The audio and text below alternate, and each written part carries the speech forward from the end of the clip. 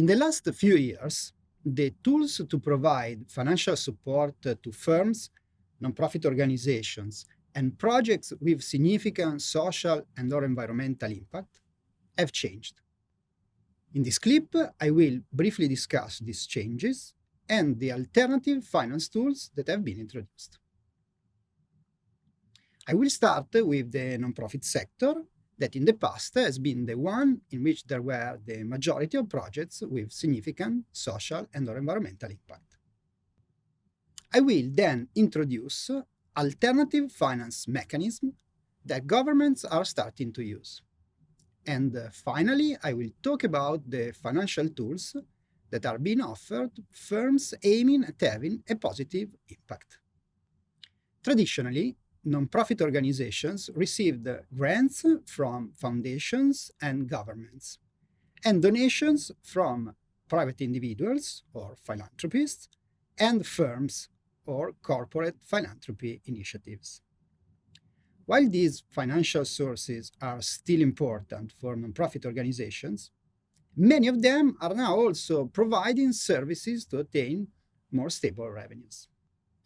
They are offering services both directly to clients and to government agencies willing to outsource their welfare services. For instance, the services that these government agencies should offer to their citizens. Given this new focus on services, nonprofit organizations are more interested in financial support to cover these more predictable costs of their operations.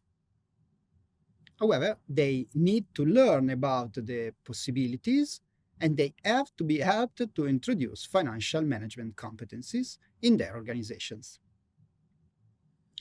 One of the reasons why nonprofits are trying to offer services is related to a shift in the preferences of their traditional funders. In particular, governments are reducing their contributions and shifting them towards welfare services, as discussed above, and toward impact-oriented bonds that I will introduce later. Meanwhile, firms are shifting towards strategic philanthropy, that is, social projects that are aligned with their competencies or their context. For instance, a coffee maker will not donate anymore to every social cause, but will focus its financial support on local producers, organic farming, etc.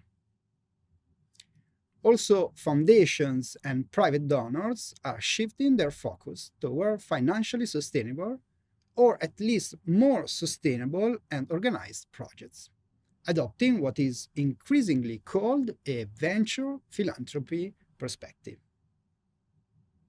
To be funded, projects and organizations increasingly need theory of change, logical framework, impact evaluation, sustainability plans, etc. In addition to what we have already discussed, to support impact projects, governments and governmental institutions are introducing alternative finance mechanisms, such as social impact bonds and green or climate bonds. A social impact bond or pay for success bond do not offer a fixed rate of return. Repayment to investors is contingent upon specified social outcomes being achieved. For instance, the first social impact bond was launched in the UK at the end of 2010 to finance a prisoner rehabilitation program conducted by nonprofit organizations.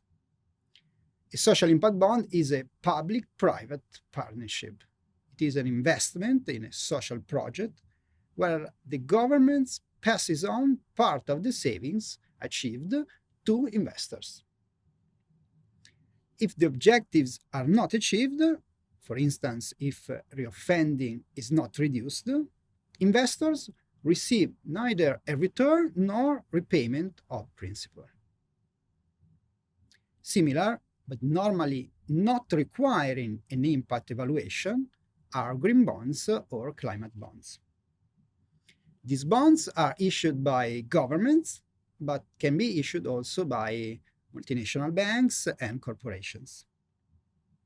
Their proceeds are used to fund environment-friendly projects, such as energy efficiency, pollution prevention, sustainable agriculture, protection of aquatic and terrestrial ecosystems, etc. Nonprofit organizations are not alone in conducting projects with significant social and/or environmental impact. Increasingly, for-profit firms are focusing on these projects, as the green bonds already illustrated exemplify. In particular, a new type of firms is emerging that tries to pursue both a positive social impact and a financial return. These firms are called in many ways by different scholars and organizations. They are called social enterprises, social businesses, purpose-driven organizations, sustainable organization, benefit corporation, etc. In any case, as highlighted in the figure, they can be considered hybrid organizations because they are in the middle between non-profit and traditional for-profit businesses. These companies operate in fields such as renewable energy, housing, healthcare, education, microfinance, etc. We can complete this figure to summarize traditional and alternative finance tools to fund social impact projects and organizations. We can do this considering the expected returns and the different organizations funded. On the bottom left side, there are traditional nonprofits and traditional philanthropy. Here, the returns are negative. The donors do not expect to see their money back. Also, on the bottom left, there are venture philanthropy and public support that we talked about before. These support are more advanced. They are paying more attention to the financial sustainability of the organizations. But they are still expecting to lose money or see below market returns.